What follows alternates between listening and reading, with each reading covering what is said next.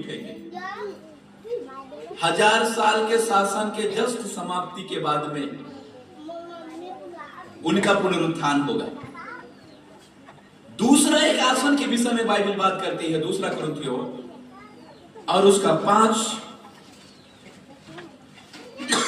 और उसका 10 नंबर को थोड़ा पढ़िए।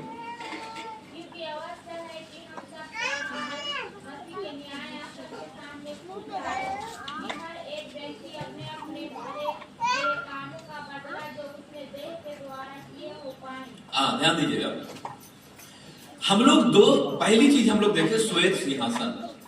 श्वेत सिंहासन के सामने किसको खड़ा होना है? आदम से लेकर के जितने लोग पाप में जन्म लिया और पाप में मर गया। समझ में आ रहा है क्या आप लोगों को? आदम से लेकर के जितने लोगों ने पाप में जन्म लिया और पाप में मर गया, मेरे साथ बोलिए, आदम से लेकर जितने लोगों ने पाप में जन्म हुआ और पाप के साथ मर गया।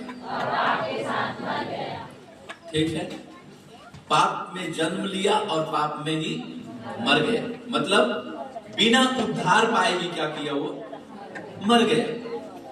तो बिना उद्धार पाए ही मर गया, पाप में ही मर गया।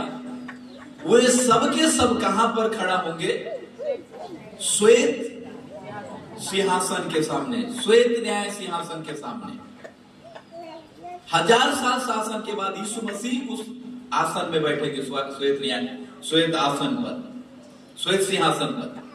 और हम लोग दूसरा कुरिन्थियों 5 का जो 10 हम लोग पढ़े, उसमें क्या लिखा है? मसीह का न्याय आसन के बारे में लिखा है। तो मसीह का न्याय आसन ये कौन सा आसन है? प्रभु यीशु मसीह कलसिया को बादलों पर लेने के लिए आएंगे। प्रभु यीशु मसीह कलसिया को बादलों पर लेने के लिए आएंगे, और कलसिया को बादलों पर लेने के लिए आएंगे। प्रभु यीशु मसीह तुरही फूकेंगे। उस समय तुरही फूका हो जाएगा। जो मसीह में मरे हैं जिंदा होंगे, और जो जिंदा है वो बदल जाएंगे और प्रभु के साथ में स्वर्ग में उठा लिए जाएंगे। प्रभु के साथ में स्वर्ग में जैसे उठा लिए जाएंगे, वहां पर प्रभु यीशु मसीह इस कलसिया का न्याय करने के लिए एक आसन पर बैठेंगे। उसका नाम क्या है? मसीह का न्याय आसन। अब एक बात को ध्यान दीजिएगा, रोमी 8 का 1 नंबर को पढ़िए।